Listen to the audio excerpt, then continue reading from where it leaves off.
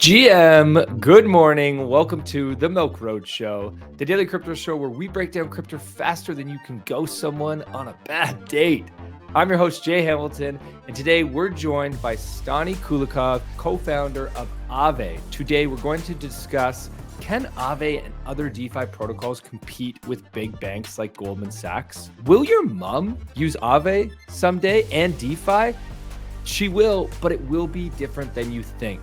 Now, before we jump into this episode, I've got a very exciting campaign to tell you all about. We are getting close to 10,000 subscribers on YouTube, and we want to celebrate. So we're doing the road to 10,000, where we are giving away a whole bunch of prizes to anybody who subscribes between October 1st and whenever we hit 10,000 subs. So hit that subscribe button right now on YouTube, and you could win our investing masterclass, which is worth over $500. You could win a Milk Road Pro subscription and a bunch of other stuff. Check the description in the show notes to learn more. Before we get into today's show, let's check out our friends over at Gemini. Discover Gemini, the US-based exchange built for new and advanced traders. As a special welcome gift, they are offering new customers $15 in Bitcoin just for trading. At Gemini, security is the top priority. As a licensed full reserve exchange and custodian, your assets are well protected. Plus, they offer cutting-edge security features like passkeys to keep your accounts safe. This exchange is setting the standard for compliance and innovation so you can trade with confidence. Head over to gemini.com/milkroad and start trading today to earn your $15 in Bitcoin. Sign up now and get ready to join the trading fun. Stani, welcome to the show. Thanks for having me here. Pleasure. Yeah, super excited to have you. Now, I just want to, before we jump in, I want to make sure that our audience has a bit of background on Aave. I'm sure many in our audience have used Aave before, but for those who don't know Aave, a very respected pioneer in the DeFi space, originally actually was called ETHLend back in 2017, rebranded to Aave in 2020. It's a decentralized lending platform, connects lenders and borrowers, functions similarly to a bank. But unlike traditional banks, Aave relies on smart contracts to handle everything. And so obviously people love that. That's why Aave has over 1 million users, 12 billion in TVL. It's permissionless. It's 24/7. All these things that we want from the banks that they aren't giving us currently. It's a massive improvement over the traditional banking system. Anything that you would add to that background on Aave? That's such an amazing introduction, what Aave is. And in very essence, we started to build Aave because we wanted to democratize finance. And we believe that finance kind of is very fragmented, and the financial opportunities are even more fragmented, and there's not enough accessibility for people to participate in a transparent way into financial opportunities without actually giving away their funds into custody. So one of the amazing things that Aave relies upon is the blockchain and smart contracts, which means that you can actually use these applications or like protocols like Aave, where the rules are set by these smart contracts, and they're very hard to change because they're on a blockchain, which is essentially a database system that is distributed across multiple nodes. And the protocol itself can only be changes can only be made by the Aave governance, which is the Aave token holders coming together and voting. And for us, why Aave is actually incredible is that it's just better, faster, stronger finance and more resilient financial infrastructure that the whole financial system should be based upon. And so that's why we're super passionate why we're building Aave. We are also super passionate that you guys are building Aave. So deep bow, a lot of respect to you and the team. I want to bring up a chart here to start our conversation, because we put out this chart in August that shows monthly Aave revenue compared to token incentives. And it basically tells a very interesting story, which is that if you go back to 2021, token incentives monthly for Aave were very high, upwards of $50 million in some months, ranging from probably $20 to $50 million. And that makes sense. You need token incentives in order to encourage new users to use a new product. And token incentives are a great way to do that within the crypto space. However, this is the cool part of the story. Fast forward to 2023 and 2024, and revenue is now growing and it is outperforming token incentives, showing that you don't need to pay people to use Aave. You have true product market fit. People really want to use this technology. Did you expect this to happen? Walk us through what this chart and what the story is from your perspective. And also, what did it feel like when revenue first passed token incentives? That must have been a big moment. That's an amazing moment because essentially we built the protocol to be sustainable, in the sense we kind of understand that the Aave, the on-chain business model, essentially is to provide utility when the market is doing well, meaning that users want to supply different kinds of cryptographic assets, from like ETH to other tokens to stable coins into the protocol, and being able to earn on that, but also unlock and collateralize their positions and borrow liquidity to find another financial opportunity. But at the same time, when the market is in a down cycle, it creates a utility for users to actually collateralize and or preserve capital by earning interest, but also collateralize the same way their assets and actually unlocking liquidity without selling their crypto.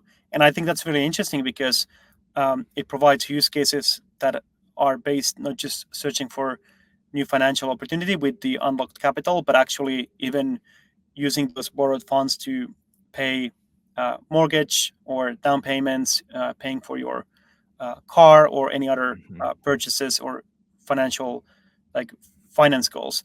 And when we actually started, obviously one of the interesting parts about the protocol is that the ownership of that protocol is distributed amongst the actual users. And in the beginning, obviously, there was ability to have this incentive mechanism where you distribute the rewards and the ownership of the protocol to the hands of the users that are using the product. And that allowed us to use actually these rewards that were voted by actually in a decentralized governance by a third party that created the proposal back in those 21, 22 years. And down the line, using these incentives to actually not only to distribute ownership of the protocol, but also acquire market share. As of today, we have a significant market share as the protocol. So depending how you calculate, it's from 65 to 75% of market share of the all kind of like a lending and borrowing on chain. And now with this kind of like a switch of becoming a profitable, it actually feels really good because it means that we were able to build a fundamental infrastructure on chain that is public good, that is governed by the users, that anyone can participate, and actually, more importantly, is more resilient than the centralized kind of like alternatives that we saw over the years that didn't really have the right risk configuration. So having an open system created a better environment to create a better product. So now it feels really good actually seeing that the protocol is profitable and actually can use part of that revenue to incentivize the users, but also the stakers that are backstopping the risk of the protocol. When you first started to use incentives to bring in users, were you worried about how much you would have to give out and how long it would take before you got to profitability and product market fit? Did you think it would happen this quickly? Did you think it would take many more years? Like how fast has adoption happened in your mind?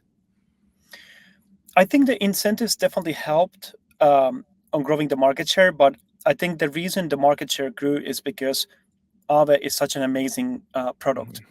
The reason why users love Aave is that it just fundamentally is really good piece of software, and there's constant innovation of improving that software. and make it more reliable. And reliability has a kind of like a premium, and that premium doesn't come in actually the price in DeFi, but it comes in market share, that people trust actually the protocol and want to use it. So I'd say that even with lesser incentives, Aave will still be able to capture market share. But what it actually did really well is that it was a ability to distribute the governance power more towards the users that really love the product and are using it on a day-to-day basis. Yeah, it's incredible that it can achieve both those incentives. We've never been able to build organizations or businesses like that before. So it's amazing to see it happening. I feel like we need to fire off the fireworks right now and celebrate, because Aave is one of the breakout apps that we have in the space that is really showing what is possible on chain. Everybody should be celebrating it. It's super exciting. I want to sort of zoom out for a second. You are one of the first founders in the DeFi space. You entered in quite early. You've been here for a decade now, I'm guessing, building in the space.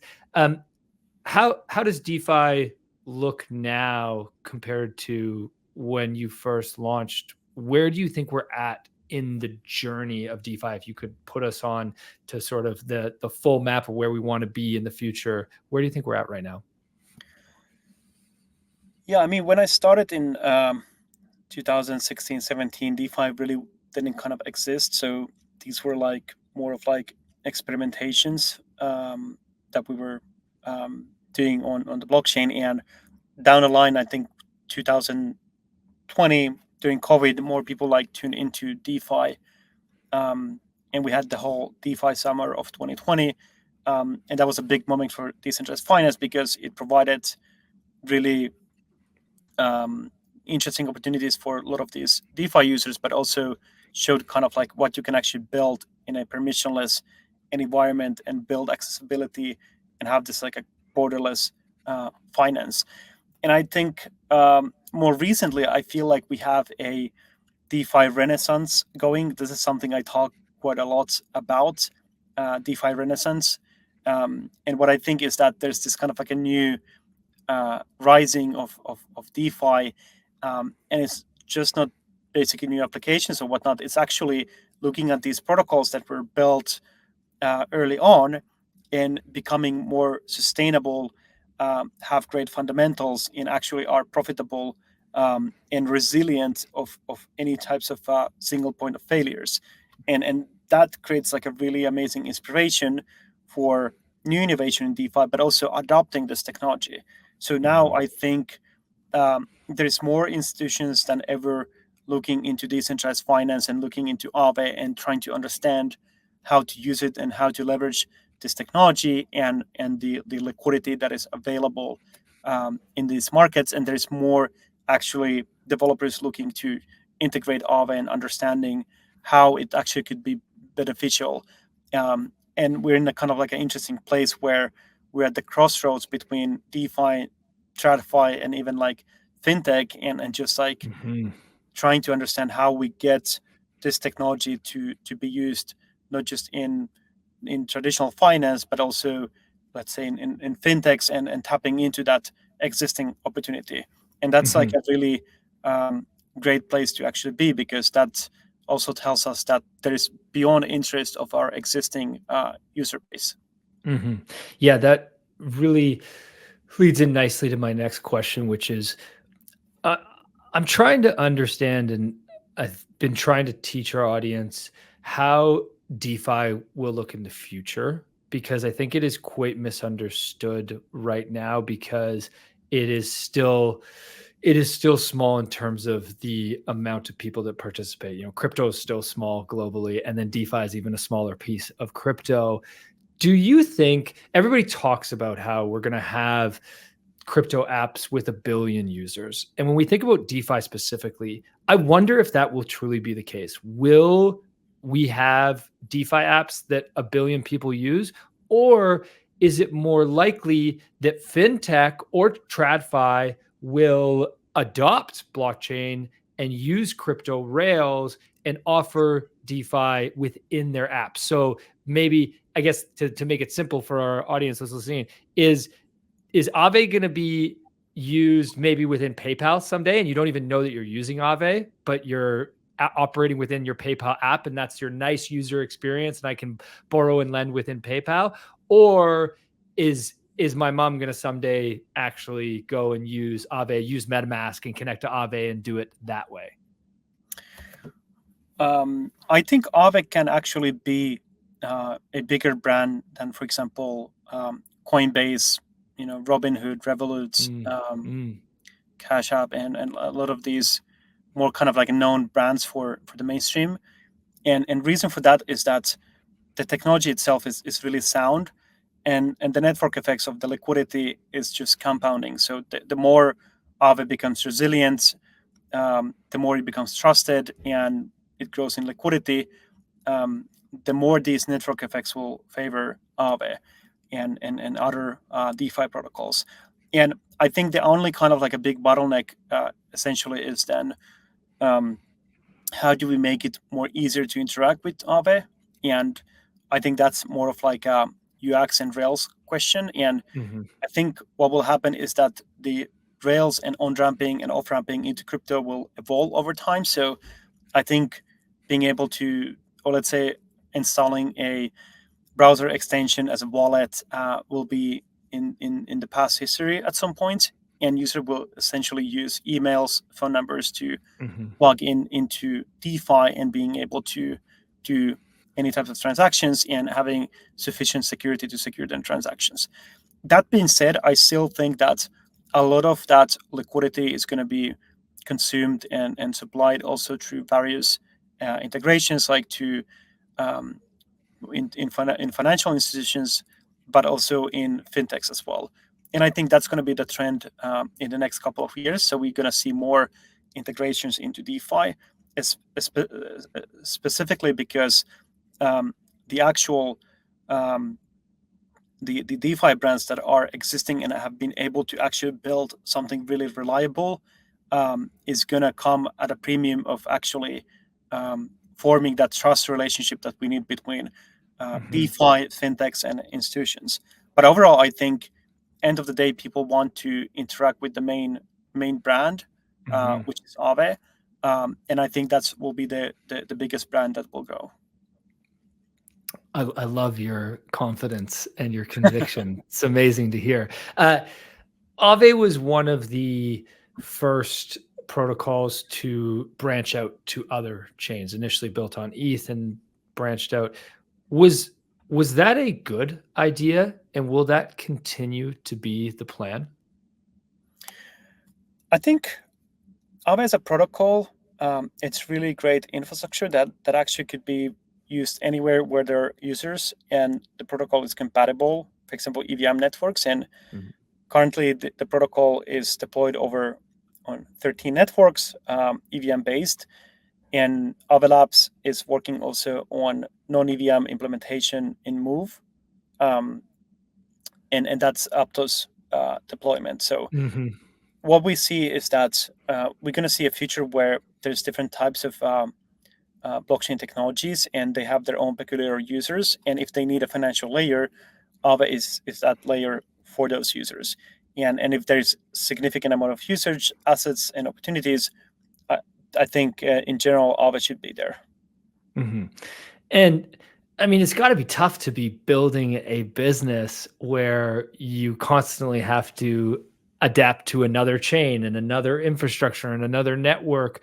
How do you think this all plays out? Like, what is your view on blockchain? Zoom, push us down the road 10 years, 20 years. Will we have a multi-chain world? Will we have one dominant chain that has 80% of the market share? How do you think it plays out?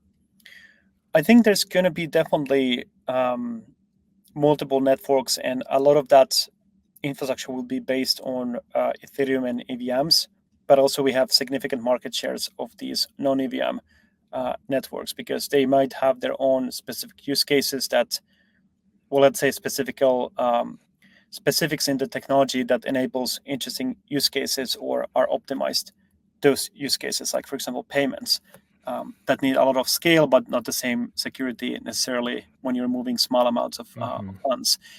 For Aave's perspective, I think, in going back to that even a little bit previous question about the adoption to mainstream, I think one common misconception about Aave is that you need a collateral to actually borrow from Aave, but actually everything in real world is somehow collateralized. So it's either it's either your house, it's your car, or your stock portfolio. It might be actually just your reputation and your ability to repay essentially your future income from that perspective. And I think what's going to be really significant down the line is that we're able to issue credit any part of the world the same way we're doing today and rate that credit and have a proper process for that.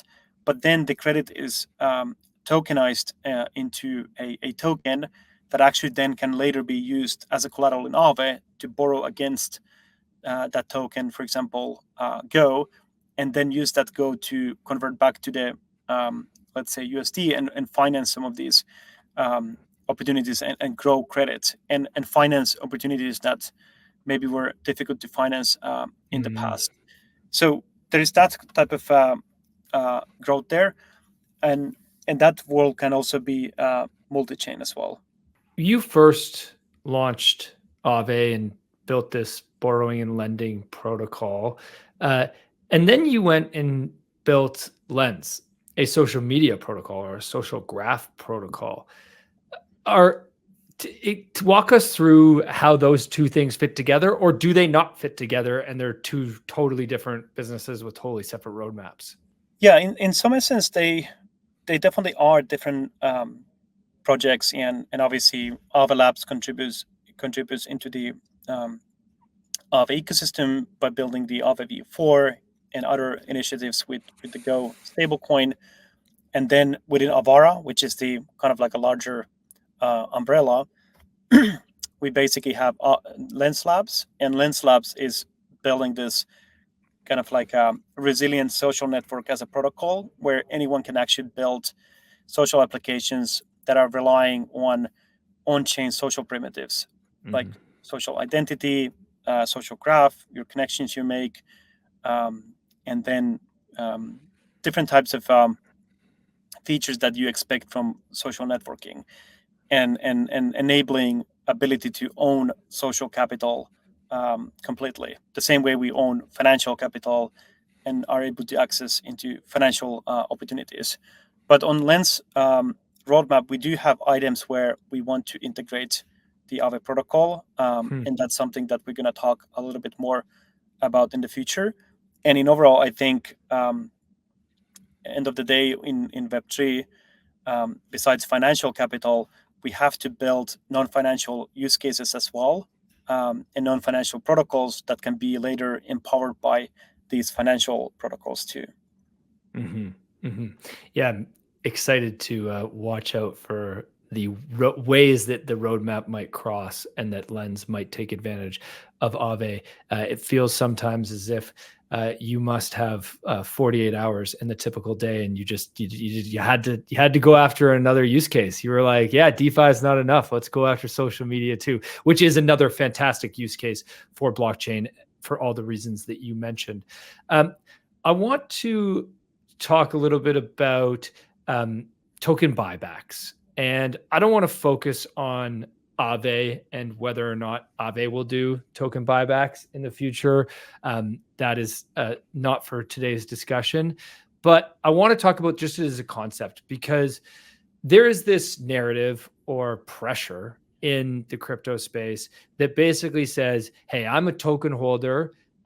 I deserve some value flowing my way, flow more value my way. And it seems to me to be a bit immature and also short-sighted, because if we were to look at Web 2 and companies like Apple and Amazon, they didn't do dividends in the beginning. Apple didn't do dividends for 20 years. And I think you can, token buybacks, dividends, very similar. And the reason is they want to invest in growth. And you should. If you're building a business, you should invest in growth.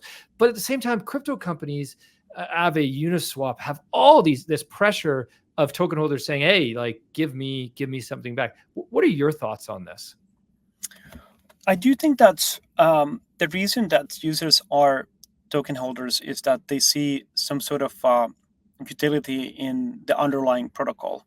I mean, obviously, there's a bunch of other reasons that people are holding tokens, but they see some sort of a utility for themselves or for the general public.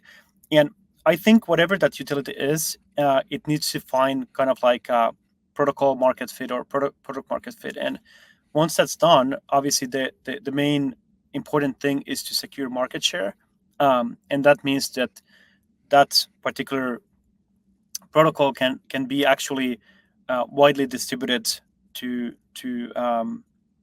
in terms of the market share and has significant usage. So before that actually happens, I think there's no reason of actually doing any kind of like short-term strategies for the actually for, let's say, token holders.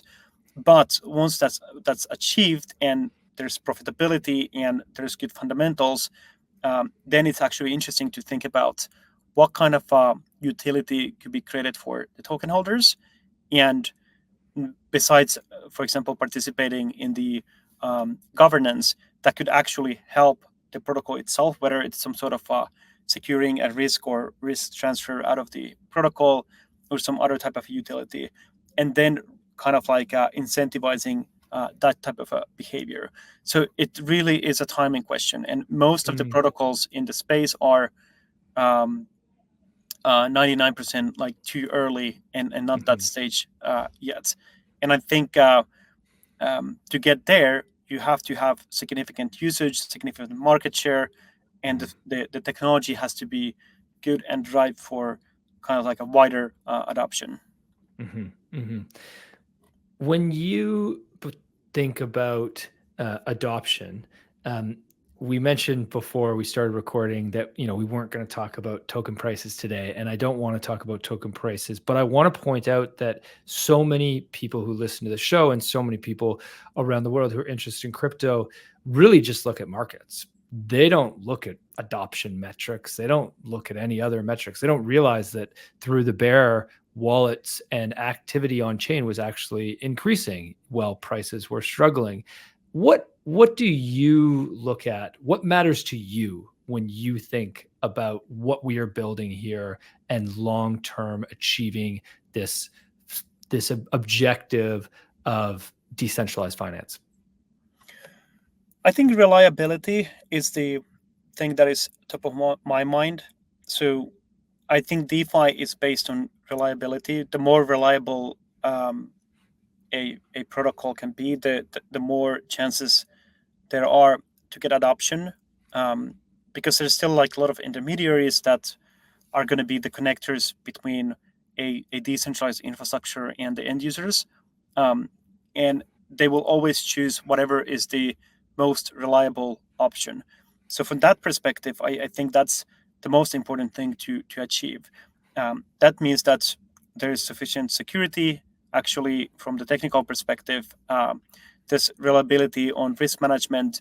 The DAO is significantly decentralized, and there's significant amount of service providers and contributors to actually contributing into that decentralized community.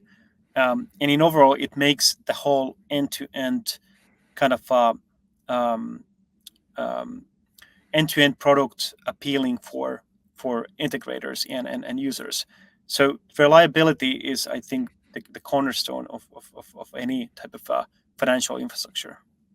And is Aave at the point of reliability where you're satisfied, or is there more improvements that need to be made? Well, I'm never satisfied, so it's actually quite funny because within our team, it's a discussion where I chat quite a lot with Emilio, our VP of engineering, and every time we've shipped a new version of Aave, we always kind of like realize that maybe, this is going to be like, we build it as if that's going to be like the long lasting version, and it's a perfect infrastructure and perfect software, and we couldn't come up with anything else that we should add, and like let's this is going to be like that version that will like be have that longevity, and I think like few months passes and we already have like new ideas or improvements and whatnot, and a lot of like the community members participate in this process as well, so they contribute by bringing new ideas, and it's a very kind of distributed and decentralized process from that perspective. And I think now with the